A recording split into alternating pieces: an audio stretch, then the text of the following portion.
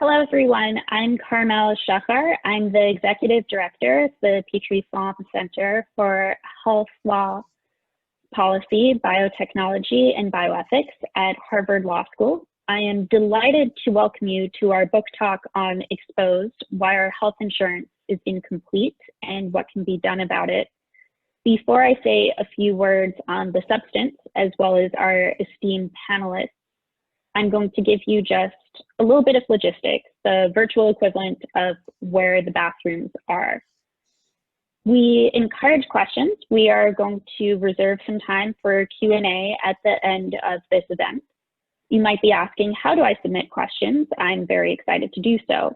You can do so in two ways. First of all, you can use the Zoom Q&A feature. If you go down towards the bottom of your Zoom, you should see it. I will be moderating and I will be checking the Zoom Q&A feature. It's probably the best way to do it. But we also welcome you to join the conversation and to submit questions on Twitter using the hashtag #InsuranceExposed. Again, that's hashtag #InsuranceExposed. The Petrie-Flom staff will be monitoring that conversation on Twitter, and we will pull questions from Twitter into the Zoom Q&A.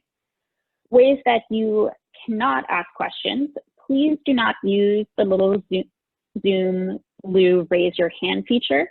It's really cute, but we will not be monitoring that, as well as we will not be monitoring the chat.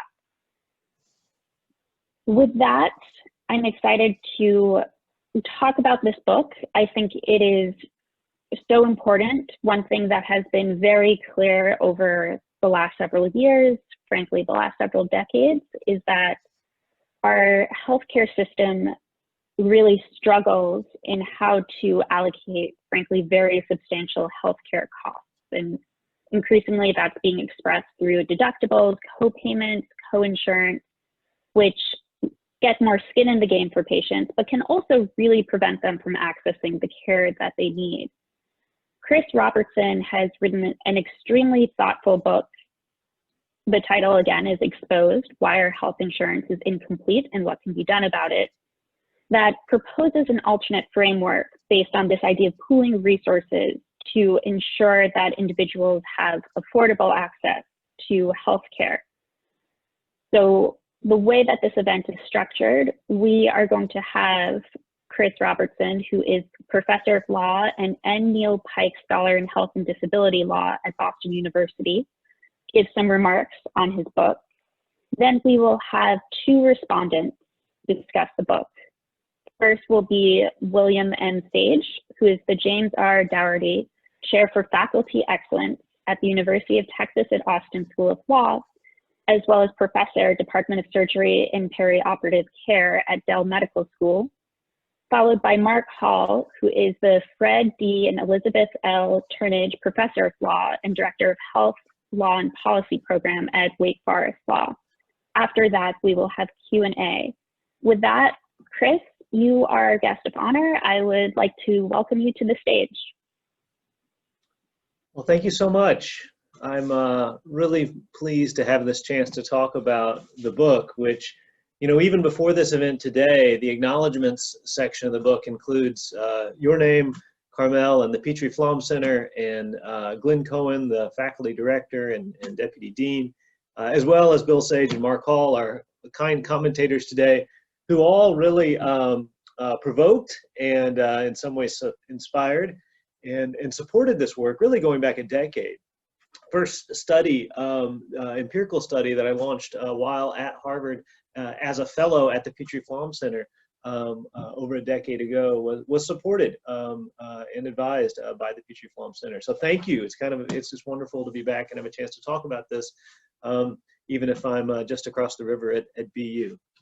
So I thought I'd start with defining you know, this concept of cost exposure that I'm interested in the book. And as Carmel mentioned, you know, we're talking about deductibles and copays and coinsurance, but also things that are excluded from our insurance contracts, like adult diapers or wigs for cancer patients, or out-of-network care are all in that category of exclusions, or experimental care, care that the insurer thinks is not medically necessary. We typically call at least the first three of these cost sharing. But in some ways, this is an Orwellian euphemism. It's like opposite talk, because these are actually the costs that are not shared when we go to consume healthcare. These are the costs that you have to pay yourself individually, whereas the insured cost, the other part, is actually paid by the insurer, which is our way of pooling resources or sharing those costs across people at risk. And another interesting euphemism is that these are costs that are paid out of pocket. But as I argue in chapter 4 or chapter 3 of the book, really the pockets are empty. Patients don't have enough wealth or even access to credit to actually pay for substantial costs of modern American healthcare. And so really the other reason this is a euphemism is we often use deductibles and copays as a policy mechanism to deter people from consuming care in the first place. So one of the main functions of cost exposure is so that people never pay out of pocket, but instead decline the care in the first place. And so really these are the absence of insurance. This is the part of our risks that we face with healthcare needs that the insurance company says, or the private insurer, the government insurer says, no, that's on you. We're not insuring that portion of the care. And so that's why I use this term cost exposure, which I think is more meaningful. We expose people to the costs for some cases so they won't consume the care. And that's an important behavioral function of this American feature. So one thing that's striking that really motivated the book is that our healthcare system has shifted over the last decade pretty dramatically towards greater and greater cost exposure. This is data from the Kaiser Family Foundation showing that over the last decade, deductibles have grown on average by 212%, which is about 10 times the rate of earnings or overall inflation. And it's about 5 times the rate of insurance premiums, which means we're shifting more risk to individual patients. And I could give you a similar plot showing the growth of copays or the growth of caps on exposure, and you'd see a similar story. So it really then is striking to ask that policy question, and that's what motivates the book, is why are we making this big shift, and what are the effects of it? And so that's really what motivates the first chapter, which dives a bit into economic theory and economic evidence about how health insurance works. And it's really driven by this notion of moral hazard. The idea is that the patient is the one that consumes any benefits of the health care, but under full insurance, the insurer is the one that's paying for the care. And whenever you have that separation between making consumption decisions and payment, you potentially have a risk of wasteful spending. And just to illustrate that, you can imagine this drug, Avastin, for example. Suppose it has a $100,000 price tag, and suppose a physician is proposing to use it off-label. We don't have great evidence of whether it's going to work or not. For a patient who thinks about, well, you know, it might not work very well. Let's say it has $50,000 of value to me, but under full insurance, it's free to me, so I might as well consume it. And the patient only has to pay attention to what's in the yellow box, where it's the insurer and the rest of us paying premiums that have to worry that it's actually going to cost $100,000 to the system. And notice what's happening here in this consumption is if the patient does consume, we've actually destroyed $50,000 of value because we've paid $100,000 for care that someone only values at $50,000 when they get it. And so this is thought to be the problem that motivates the use of cost exposures. And for law professors, I like to think of this, or economists, I'd like to think of this as a form of externality, that the consuming patient can impose the costs of care on other people, not unlike a smokestack imposing environmental costs on those that are downwind. And so like environmental exposures, we have created all sorts of legal solutions to this problem, right? We actually have legal mechanisms that drive patients to having more deductibles and bigger deductibles. And we've really pushed consistently for about the last 40 years to shift patients into higher and higher cost exposures to try to reduce these externalities. And that really then presents an empirical question, I think, as to whether cost exposures work. Do they serve that purpose of solving the public choice problem? And this is a phenomenal study that some of you on this call are probably aware of. It's called the RAND Health Insurance Experiment. Back in the 70s, they actually took real families and randomized them to different health insurance plans with larger and smaller cost exposures to see how much healthcare they consumed and how sick they got. And the remarkable thing was that sure enough, if the care was free, a 0% cost exposure, patients consumed about 30% more healthcare on average than if you expose them to greater and greater costs. And so this is taken as sort of a landmark finding that cost exposure works to reduce consumption. And the other amazing finding was that they couldn't detect huge losses in health. It wasn't as if the people who were consuming less care were keeling over dead or having untreated diseases. As far as they could tell in this pretty well-designed study, the median patients were about as healthy regardless of the health plan they were in. But if they had cost exposures, they spent a lot less on healthcare, which suggested that in the no cost exposure condition, there was a lot of wasteful healthcare. But as we've looked back on this study in the 30 years since, it turns out that the reductions in care were indiscriminate. People were turning down antibiotics for bacterial infections and turning down antibiotics for viral infections, right? Both high value and low value care was just getting sort of foregone either way. And you could especially see problems for lower income people and people with chronic conditions. And we also saw, interestingly, an attrition. Although it was an amazing randomized study, it turns out that when you expose people to huge costs, they're more likely to say, no thanks, I'd rather get out of this research study. And so people were voting with their feet.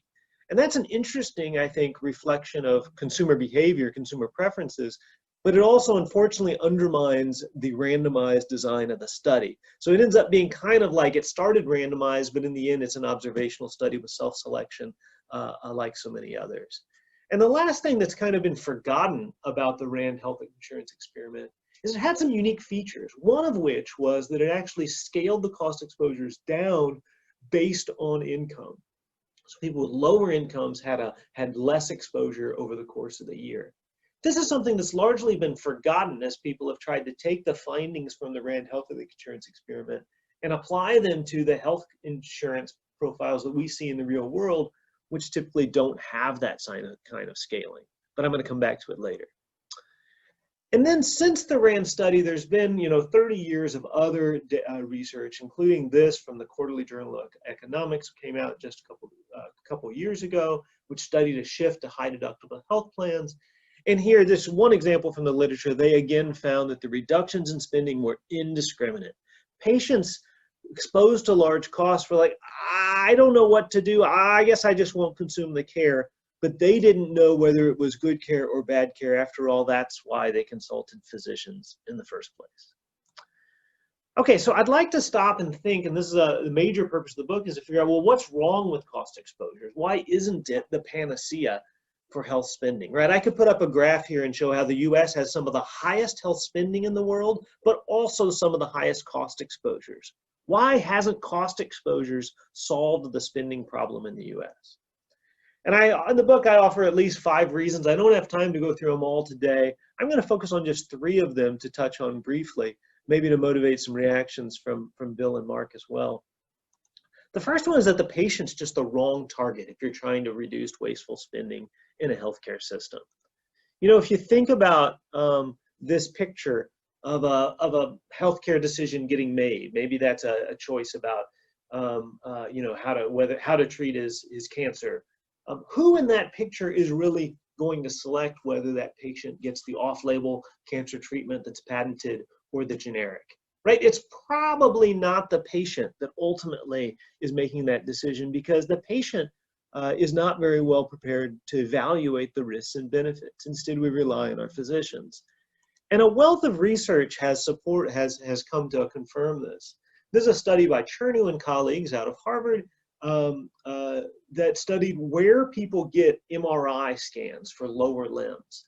And I'm told, I'm not a physician, but MRIs are sort of a commodity. right? Yeah, there are horrible bad ones that are uninterpretable, but for the most part, if you go to any competent MRI provider, you can get a usable MRI. So where did the patients actually go? They used some pretty cool GIS technology and they found that on average, patients were driving by 5 lower cost MRI providers in order to go to whichever one their physician recommended, right? Patients don't know whether or how they can shop for healthcare services. Instead, they depend on their referral networks of their own referrer. And this is some study that, a review of the evidence that I did with Rose and Kesselheim a few years ago, looking at the effect of financial relationships on healthcare professionals. Right, this is a different kind of market failure than moral hazard. This is what we might call an agency problem in economics, when the physicians are driven, or the other prescribers, by relationships with the drug and device industry, relationships with insurers trying to get reimbursements, either fee-for-service increase them or capitation decrease them. And so we found a wealth of evidence over decades that these do shape physician behaviors. And so this is an interesting review study of various interventions designed to reduce low-cost healthcare. And you can see patient cost sharing, or the euphemism, is one of them, but so are several clinician mechanisms. And just to look at their findings, this is the number of articles that either found the intervention was effective, uncertain, or ineffective. And if you drill into these, focusing on patient mechanisms, there are a few studies that suggest they might be effective, but the real power has been in shaping provider behavior, giving them decision support, giving them education and feedback on how they're doing. This is how we can shape healthcare to increase value. Okay, so the second reason cost exposures fail is it's just not enough money. And the reason is, if you look at health spending in the US, it's highly concentrated. And this is a graph it's really hard to portray beautifully, so I'm just pulling out 2 points on it. But what it means is that half of all health spending in a given year is incurred by the 5% of the population that ends up falling off a ladder or needing an organ transplant or having cancer. And on average, that's $43,000 per year. So if you want to shape health spending in the US, you have to target those people who are spending substantial amounts of money. But if you think about the healthcare in that sector, like this example I gave earlier, that's $100,000, we said the patient says, well, if it's free to me, I'll consume it. But imagine you put that patient on a $20,000 cost exposure. That's a huge cost exposure. It would bankrupt most patients, but it hasn't changed the fundamental economic analysis. The patient still says, well, if I can, I'll pay 20 to get 50 of value, but we've still have that same instance of waste. Cost exposure just can't be enough money to solve the problem. The next main reason is that cost exposure has really terrible side effects. And I'll just have a minute to glance through a few of these. And when you think about this doctor-patient relationship again, when you think about that patient is in a position of extreme vulnerability and really dependence, an epistemic dependence and a relational dependence on that physician. But one thing cost exposure does, the literature suggests, is it really transforms the relationship to something more like this: the purchase of a car. Can I trust you? Is it worth the money? Who are you to tell me? It really puts a barrier between the healing relationship that a lot of research has shown is essential. But it also leaves patients underinsured. And I think this is a really important move for the next wave of healthcare reform, is to think more about not just the number of Americans that are uninsured at all, because Obamacare dramatically reduced the uninsured problem. We still have sectors, including undocumented immigrants and others, that remain uninsured, but we made huge progress on that dimension. But when you think of the political economy, the vast majority of Americans are now insured. And I think the question becomes, what's the quality of their insurance coverage? And I think that's going to have to be part of any future wave of reform. And so this notion of underinsurance reflects situations where people just don't have enough cash or credit or income to be able to meet their copays and deductibles and cost exposures. That disproportionality is the concept of underinsurance. And we could talk, exactly what the thresholds are. But other scholars have done that. This is a study by Kogan and colleagues from the New England Journal of Medicine. And they looked at underinsured children in the US. And they found that about 1 in 5 children were underinsured, using a reasonable definition of what that means. If you look at the actual behavior of the underinsured patients, this is just 2 data points I'm pulling out of the study. They found that the underinsured patients in orange behaved quite like the uninsured patients and quite unlike those that are fully insured. That means they weren't getting the care they needed in a timely manner. They weren't getting the referrals they needed. And again, this is because underinsurance, those cost exposures mean you're not insured for those initial costs. It makes some sense. This is a study of Elizabeth Warren and colleagues. David Himmelstein was the first author. I was actually a research assistant on this study 15 years ago. And you're probably aware of the finding that they looked at people going through bankruptcies, and they found, half of all bankruptcies can be attributed to medical causes.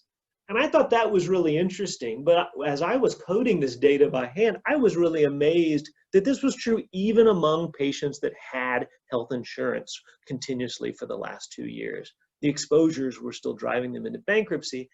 And of course, it's a perfect storm, right? It's hard to earn income if you're flat on the back in a hospital, or if you're caring for your sick spouse. Those income losses come at the same time as medical expenses. And sure enough, we looked at the height of the mortgage crisis in 2008. We did a study of people going through home foreclosures and found similarly that even people who had health insurance were mortgaging their homes to pay medical bills, and they were in some cases losing their homes due to illness or injury. And so this is we also see cost exposures really impinging access to care, which can then affect mortality and morbidity quite directly. This is a study from the New England Journal of Medicine looking at 2 different health plans on cardiac outcomes.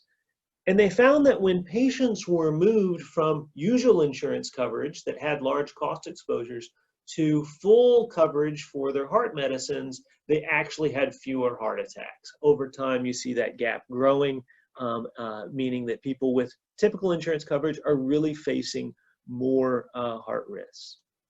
And this is a study of people with diabetes. Insulin is one of the biggest challenges. The prices can be exorbitant. And this study similarly looked at a change in health insurance profiles. Here the valence is flipped. Because people moved to a high deductible health plan, had greater numbers of trips to the emergency room than people that stayed on a normal health insurance plan with more modest deductibles. So this evidence is mounting in a range of fields. We've done cardiac, we've done endocrine. This is a study of people going through cancer treatments. And there's been a broader recognition amongst oncologists that there's a concept of financial toxicity. Financial toxicity is where patients are exposed to such large expenses that they can be both objectively burdened, unable to pay their drug costs, but also subjectively burdened, stressed out and worried to such a great extent that it interferes with their care. And finally, in psychiatry, there's been an increasing recognition that debt itself, it makes us ill. It can actually make us have suicidal thoughts, be depressed. And so it's a rather weird health financing mechanism that literally circles back and impinges our own health in a negative way. So those are the 3 of the 5 main problems with cost exposure as a way to drive value in healthcare. And so I'll just very briefly talk about what we can do about it. And I offer in the book 4 main recommendations in chapter 5. 2 of these really focus on, if we're going to stick with this whole mechanism of consumer-directed healthcare, we have to make the costs clear. And as you know, cost transparency has been an ongoing battle, and there have been fits and starts, like the Trump administration issued a rule that hospitals have to put their prices up on some database, but of course that's still not really useful for a patient deciding whether to consume care. My suggestion is that the providers are the repeat players. They're the least cost avoiders to this problem, and they should be in the position of being able to tell you what the care is going to cost, not just at the first instance, but help you actually plan a course of spending. And this is contrary to some of the current law, I think, that allows providers to really just focus on the physical risks of care. I think the evidence suggests that there are financial risks themselves, and that our healthcare providers have to be able to advise us on that front. But that will also suggest that in some cases, a provider will have to say, I'm sorry, patient, I would recommend treatment A for you, but since you have huge cost exposures, you're not going to be able to stay on the medical regimen. I have to recommend treatment B or no treatment. That's what we're pushing patients to do, but I think the physicians have to take responsibility for providing good advice. And these are dark suggestions that presume the current cost exposure paradigm. But if we're going to stick on this paradigm, I think we would also have to tailor cost exposures both to the value of the care, meaning we should think of cost exposures as only a nudge to drive patients away from care that we know is low value. We shouldn't be exposing cost exposure. We shouldn't be using cost exposure for basic insulin or for basic heart drugs at all. We want patients consuming that care. So the default, in my view, should be whenever a physician is recommending a product that the FDA has approved for that use, there's no reason we should be using cost exposure to try to get patients not to consume that care. The care has already gone through the gateway of the physician and the gateway of the FDA. But we would also need to scale cost exposure to ability to pay. And I've suggested that using the annual cap on exposure, it should be adjusted downwards for lower income. We see some of these mechanisms already. For example, a few states have signed laws reducing cost exposures for insulin. Obamacare scales cost exposure, but only in the individual market. We need it done in Medicare. We need it done in the employer market as well. But we at least have these reforms sort of on the table. But in Chapter 6, I say ultimately we should just stop with the cost exposure paradigm. I think the evidence is clear enough now that this sort of experiment that we've run for the last 40 years in American health policy, has been a failure. And we see other models worldwide where they're getting higher value care for less cost without substantial cost exposures. And so ultimately, I suggest we should be targeting the real drivers of wasteful health spending. We need better information about what healthcare really works for what. Physicians are largely practicing still in 2020 with hunches and guesses. We also have to do a much better job with regulating prices and monopolies in the US, including some legally enforced monopolies like narrow licensure laws and patents. And finally, we would have to adjust provider incentives. As I suggested before, it's the physicians deciding how much care we consume and what sort. And the fee-for-service approach is such an obvious economic problem that we need to look at others, including salary-based structures with management and managed care. Okay, that's the basic approach. It's kind of folly to try to talk about a whole book in 20 minutes, but I hope I gave you some grist for the mill. I would love hearing from you by email or on Twitter, and that's all I have for now. Thank you so much. Thanks, Chris. I think that you made everybody very excited to read this book if they haven't already. Now I will invite Bill, who has indeed read the book, to give a few remarks and reflections. Thank you, Carmel. I'm delighted to be here. I always enjoy speaking at Petrie-Flom events. I'm a big fan of all of Chris's work. I'm a particular fan of this book. I'm going to focus on big picture issues. One of the great strengths of Chris's work is that he's a legal expert. He's a scientist. He knows a lot about economics. He knows a lot about psychology. He knows a lot about philosophy. And ultimately, I view his skepticism in this book as informed also by a strong sense of morality of what is at bottom right and wrong. And I want to start with a very provocative assertion that I generally stand by. And I want to end with one that's perhaps not quite as provocative, but in the same category. And in the middle, I'm just going to cram in as many small points without explanation as I can make time for. The big point is kind of this. To a large extent, the US healthcare system is a giant money laundering operation. It takes public functions and uses public funds and accomplishes public functions largely by channeling public funds through private organizations. And the legal vehicle for this for the last couple of health policy generations has been this notion of managed competition, which took a set of assumptions about insurance and attempted to channel them into providing better health care. Put very bluntly, to take the competitive incentives in insurance markets away from competing on risk and direct them towards competing on accessibility, quality, and cost effectiveness of care.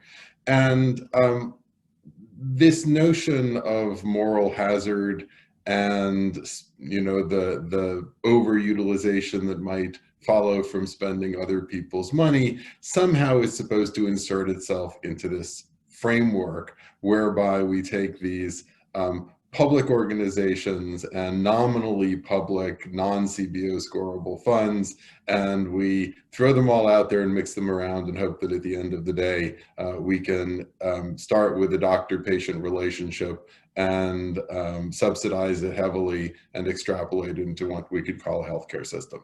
And I think a lot of Chris's book, at the end of the day, takes one of these sort of core insurance assumptions about moral hazard and residual cost obligations on insured individuals and explodes the myth and says, look, this is ultimately a social function. We should consider it a social function. What I want to come to towards the end of my 10 minutes, I'm going to try to not take all of Mark Hall's time by going over, is to say ways in which I think the last 4 years of the Trump administration, and really probably what it's shown us about the last 10 years of America, has altered the landscape for thinking about this sort of laundering of public funds into managed competition systems that will end up providing good, cost-effective care to a large number of people. And talking about money gives us all of these opportunities to explode various myths. So here's some various myths that we can play with in the context of Chris's analysis. One is the whole moral hazard theory is about insurance risk. The reality is that very little of our health insurance system actually bears insurance risk, and there's not much reason to think that the residual risk placed on individuals is going to be an important part of this when the overall system isn't bearing much risk. Most of the health insurance system, as we know it, processes claims, and it does this either as third-party administrators of employer-based coverage, or it does this as private managers of public systems such as Medicare Advantage plans and Medicaid managed care plans. And at the end of the day, most of the health insurance industry in the United States receives a percentage of the claims that it processes and has only moderate incentives to reduce the overall value of those claims, which again kind of relates to the notion that putting residual obligations on individuals is really not adhering to any great principle of insurance in the system that we had. That's explained at a little more length than I'll have time for a couple of the other points. Another point is, if you really don't think that the insurers are truly playing a buyer's role here, then you do have to worry, as Chris hints, that the insurers and the providers are ultimately in cahoots to keep their current revenue flow high, and ultimately many efforts to really induce strong competition, whether through antitrust principles or through insurance principles, may actually struggle to succeed. Another point is to the level of price transparency. Chris talks about the difficulties actually showing individuals how much care costs. It goes beyond that, as Chris knows, and as Mark knows.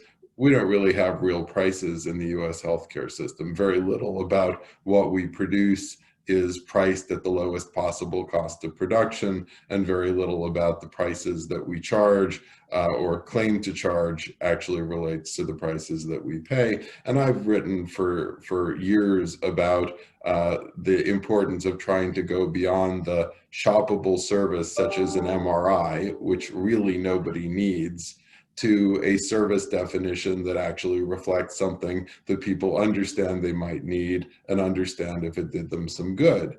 Instead, what we've tended to do is we've identified healthcare services according to professional process steps that the medical profession has been instrumental in defining, and then random inputs into those professional process steps. And that's a long way away from the way we would shop for anything else. So if you want consumers and patients to be good shoppers, in addition to all the other concerns that Chris raises in his book, you also have to have the services be real services, and only then would you have real prices. We could talk extensively about the social fabric here, the community influences, the social determinants of health, the unjustifiable racial and ethnic disparities. All of this comes into Chris's discussion. I'm very glad to see it there, but obviously an individual approach to insurance risk and utilization grossly underestimates the ways in which these social forces come together, and to my mind reinforces this notion of, it's all a money laundering operation. We say these are private decisions with private money. In point of fact, what we need to do is provide collectively for our society in ways that still comport with individual choice and individual rights.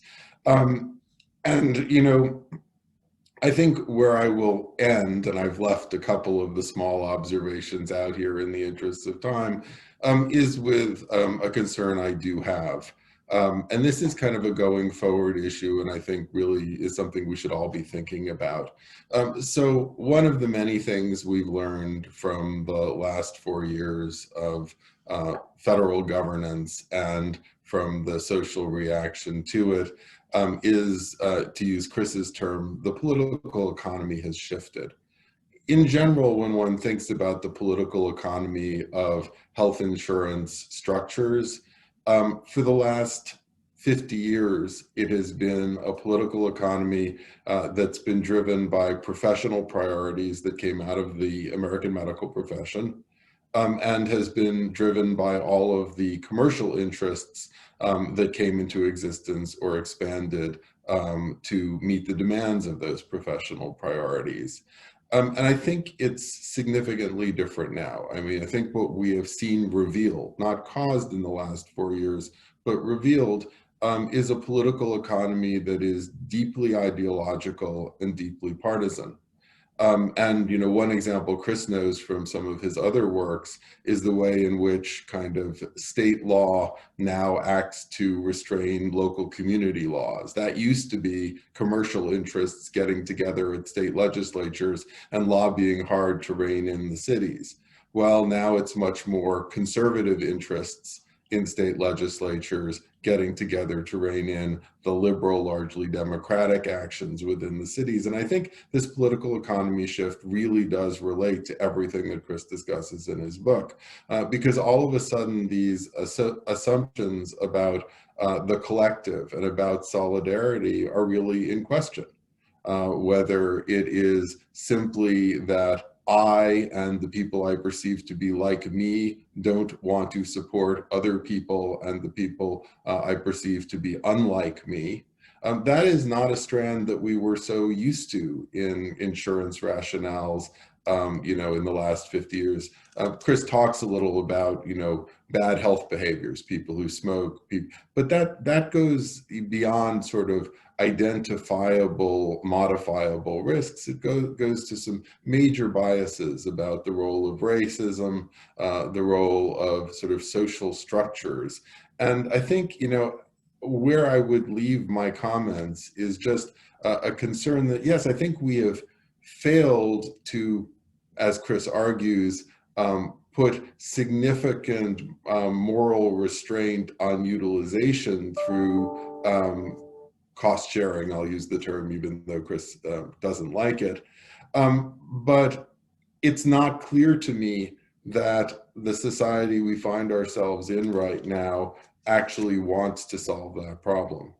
That there are more centrifugal forces out there than centripetal forces right now, and that if we are rethinking health insurance markets, we also have to think about ways in which the American population now wants to be separated as well as wants to be collectivized.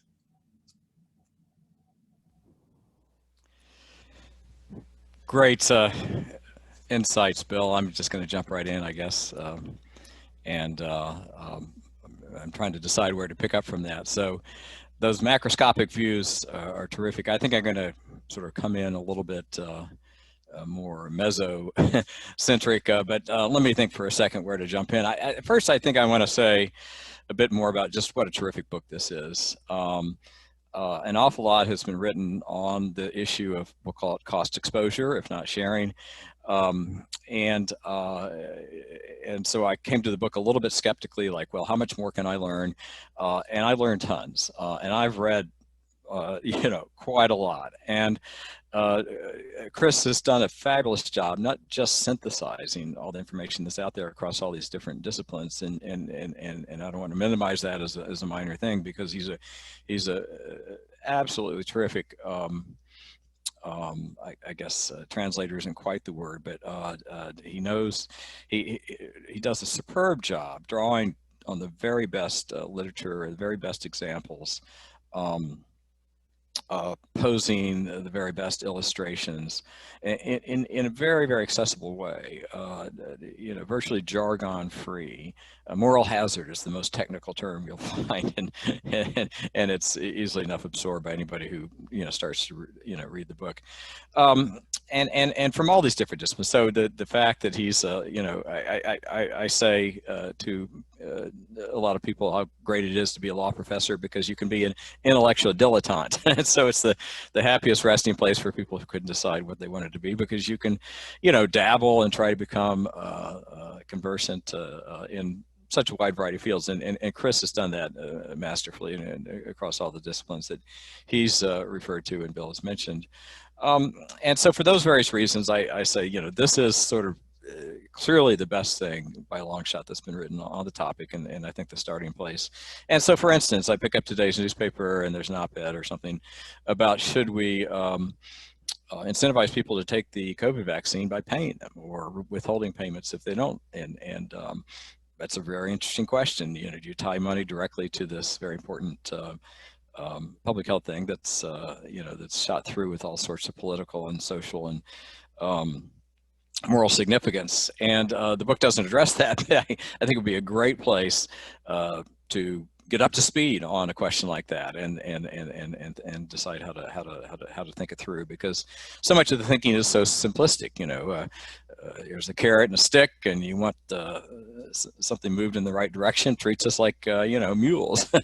And to understand that the cost exposure occurs not just in so many technically different ways, but in a you know, everything in context, not just healthcare, but as Chris says so clearly, healthcare presents itself in so many different ways, and the cost exposure idea has worked reasonably well, I think, in tiered pharmacy benefits, because people understand, well, those drug companies overcharge, and generics often are just fine, and that is money that most people can afford, not the vastness, but the, you know, the outpatient. So to take something that, and physicians do incorporate that sense of, is this a patient who's likely to pill split or skip their meds if we put them on the branded med? So should we start them on the other first, or should we go right to the, you know? And so that's part. And so we've seen an example in the pharmacy, in the outpatient pharmacy area,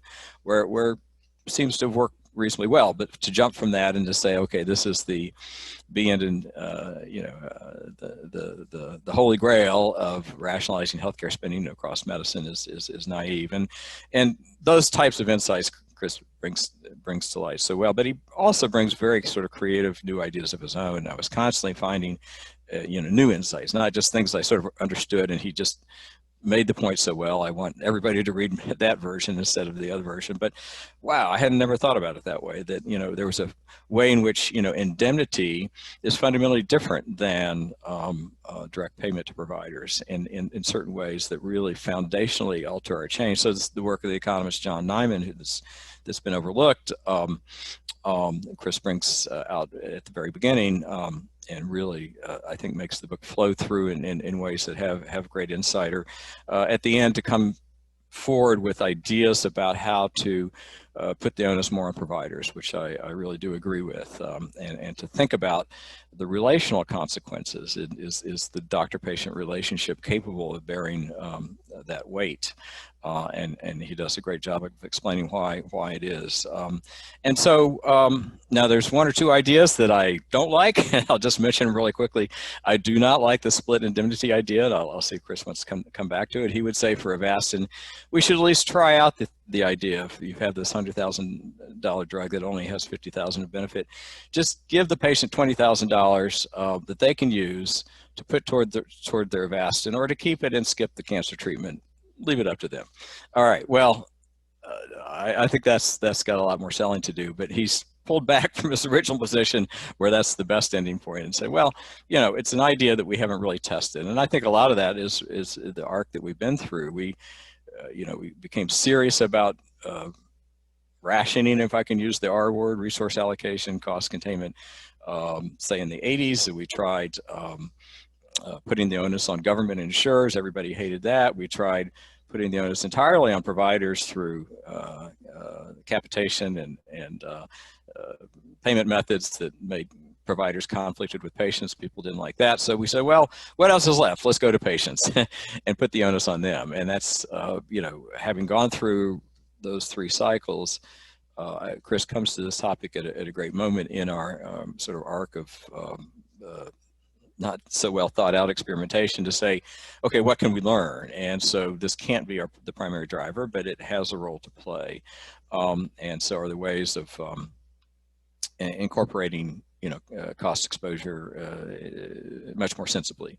And so to that end, I'm willing to let him, you know, float an idea that I think, to me, the split indemnity idea is sort of proof of the concept that, of course, this won't work, and so we have to find something else.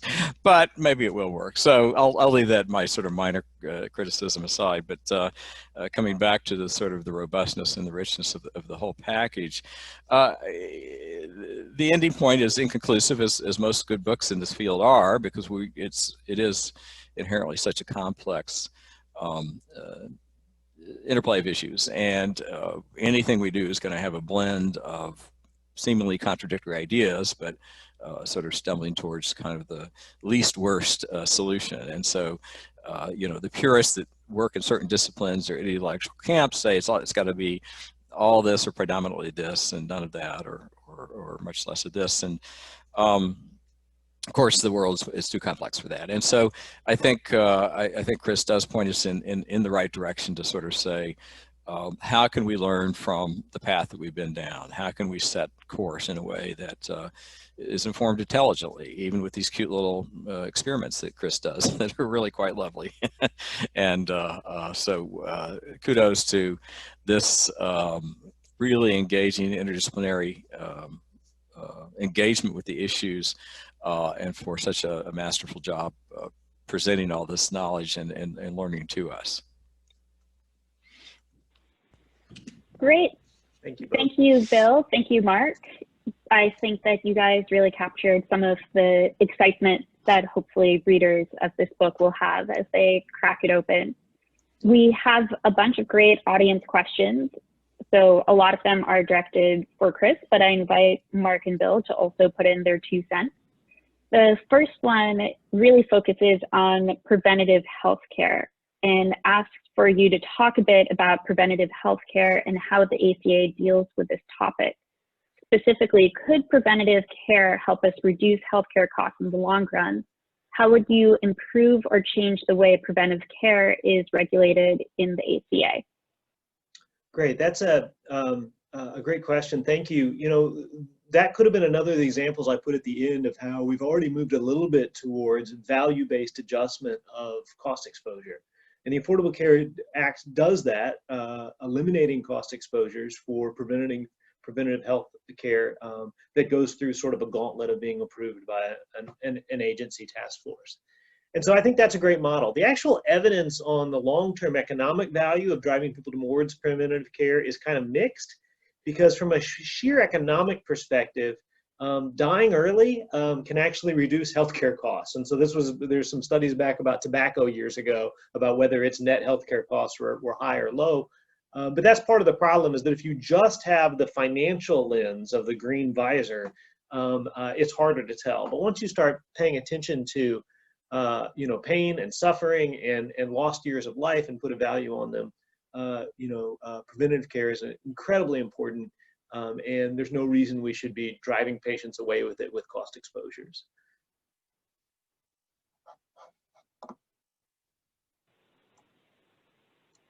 So our next question focuses on monopolies. The question asker flags that monopolies seem like a huge issue, but that it probably could be its own event.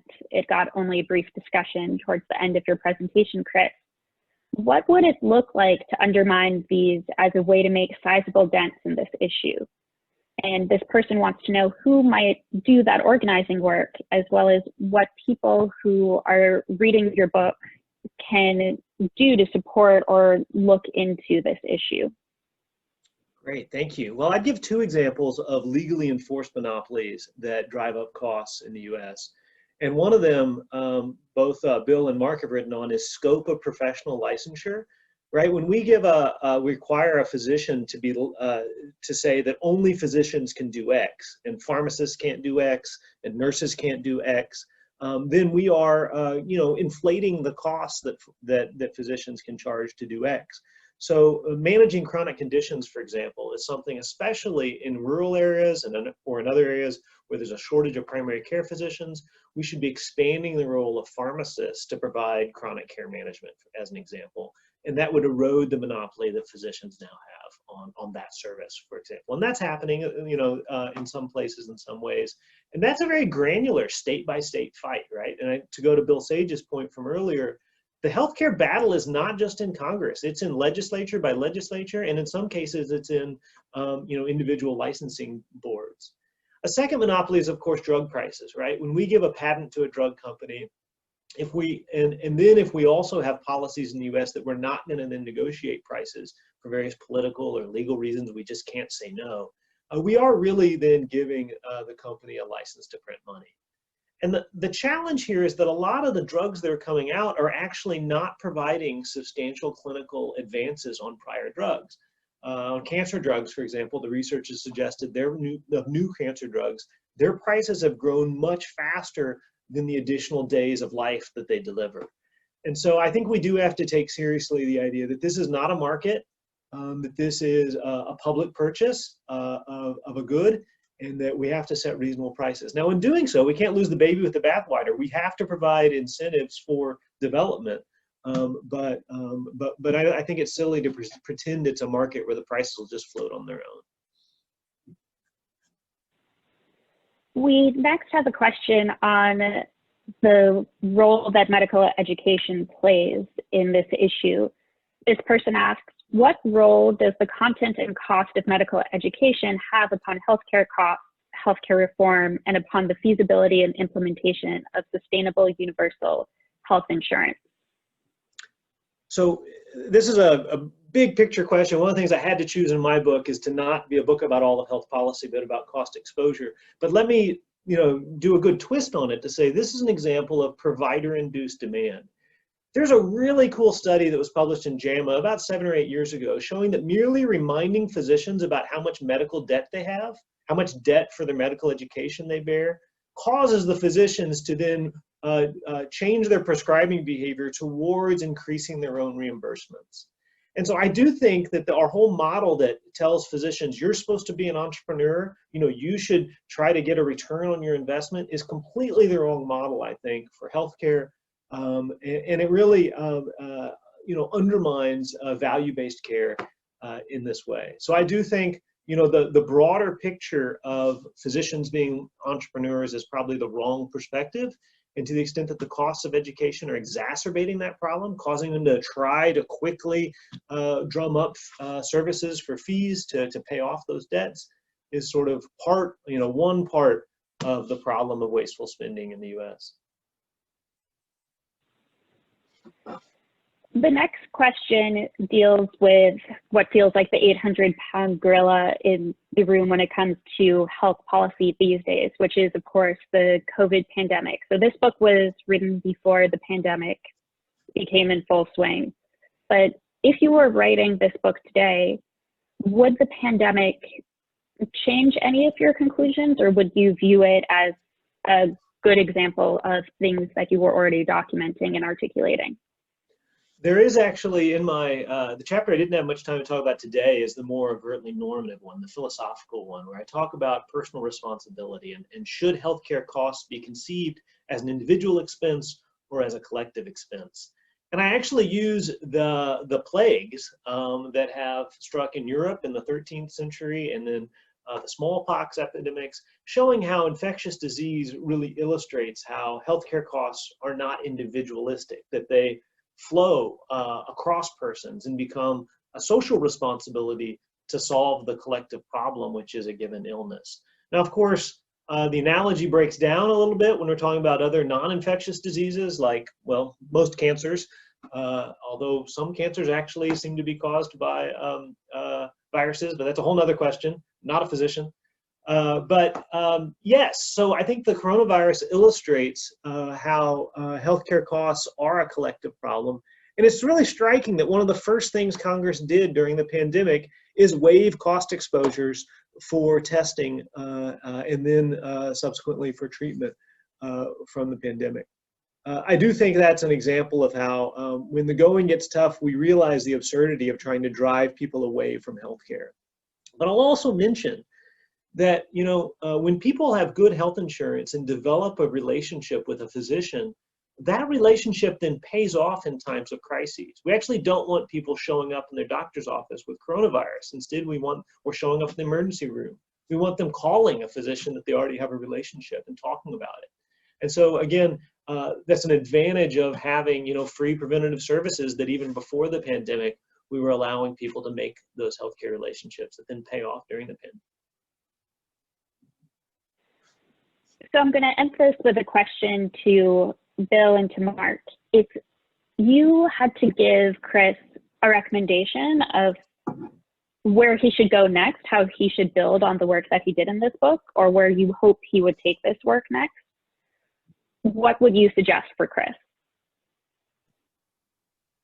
I like the idea of turning back to the physician as the onus of decision making for all the complex reasons. There's a passage where Chris says maybe we could make this part of informed consent, which I kind of agree with quite philosophically, but I'm not sure the legal doctrine would support that for technical reasons to do with tort law. But you know, ethically, sort of professionally, what have you, can that be included as part of? Physicians learn that basically they are to assist patients with the cost burden as well as the medical burden. I think would be a great step forward.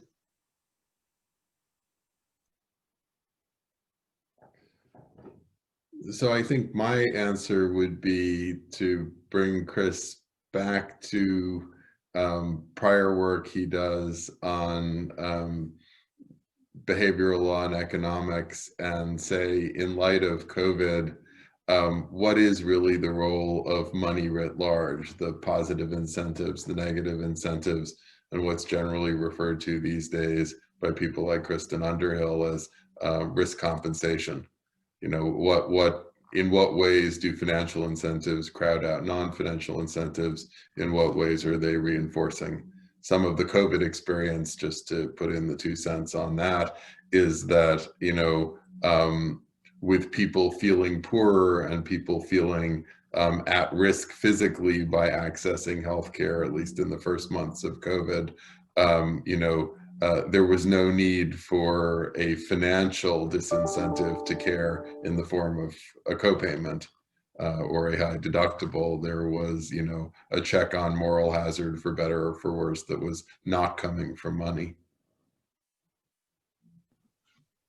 Thank you both. I'll mention my next call to this afternoon is with a team that we're studying that proposal to pay people to take the coronavirus vaccine. And our preliminary data suggests it is complicated. Higher amounts are seeming to crowd out participation, but lower amounts are, at least at the moment, seeming salutary. So as you suggest, it's complicated. Well, there you go, Chris. We are leaving you with the gift of projects to keep you busy for probably the next couple of months, years. I want to thank you for coming to present your book. You are part of the Petrie-Flom friends and family, and we hold you very near and dear. And I also want to thank Bill and Mark for reading the book, giving their excellent reflections, and really expressing what is interesting about the book as well as what is really challenging about this topic. So thank you to you three, and I hope you have happy holidays. Thank you. You too.